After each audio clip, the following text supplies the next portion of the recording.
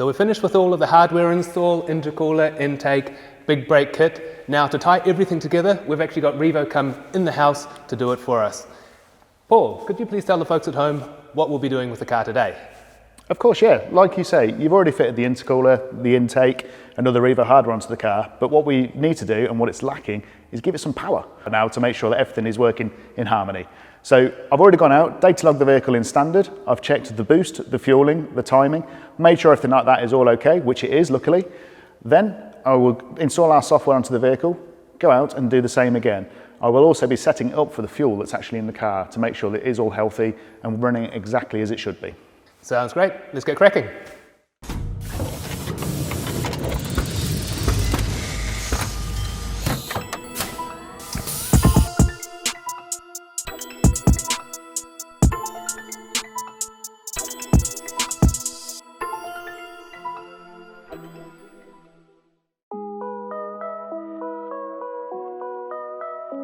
So the first things first, we need to get some power into the battery because it's crucial that the battery voltage stays as it should be, because if the voltage drops too low whilst you're installing the software, you don't want that.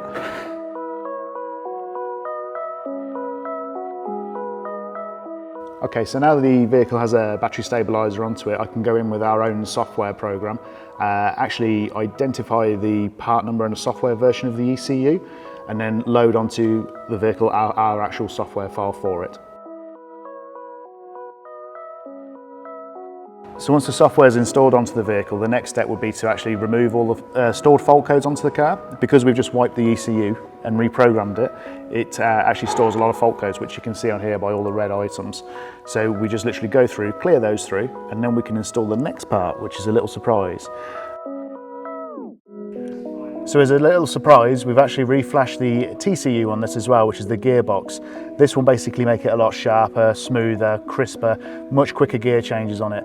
So now the next thing to do is actually go out and data log the vehicle, test everything, make sure it's fine, and where better place to do that than the Nürburgring.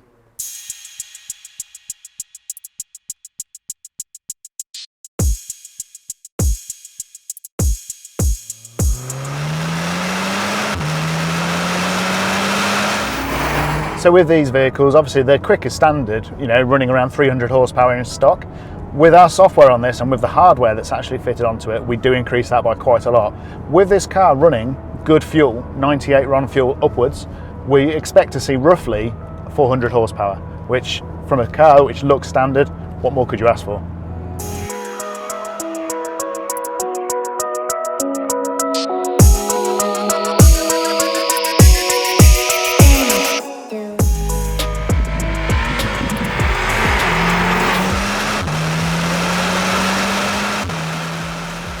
So hi, I'm Paul from REVO. We're here at RSR at the Nürburgring to introduce the new RSR Edition REVO Mark 7.5 Golf R. We've come out here this week to complete the installation of the software. The guys have been working hard installing the software for this car. In addition to the performance pack, the car is also fitted with our 355mm REVO by Alcon brake kit, complemented by our newly released RFO flow-formed 18-inch wheels. The opportunity is now available for anybody that may have a Mark 7.5 or any of the sister platform vehicles to come and experience a REVO Stage 2 performance packed car on the Nordschleife, on the surrounding roads around the Nürburgring or at Spa through RSR Nürburg. So for sure the Golf R is exhilarating to drive on the road, but we know that you guys want to see some numbers. So today we'll be strapping the car to the dyno so we can see what power the car is actually making on the road.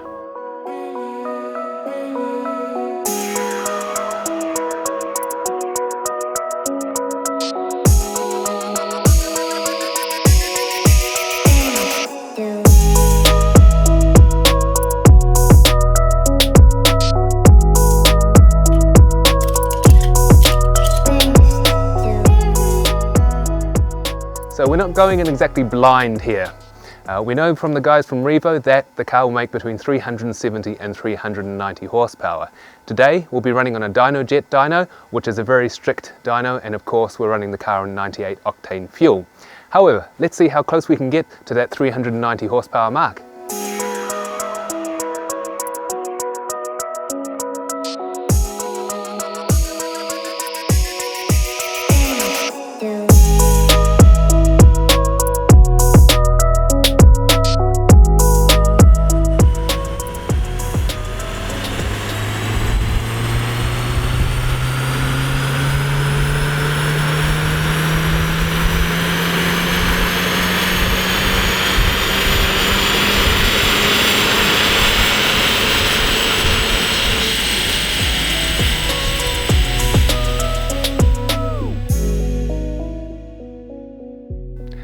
So it's crazy to see that our Golf R makes almost 400 horsepower. And think about that, this is a stock engine, it has stock exhaust, stock turbo, and the final amount on the screen is 380. Not bad for something that we'll be chucking around the Nürburgring.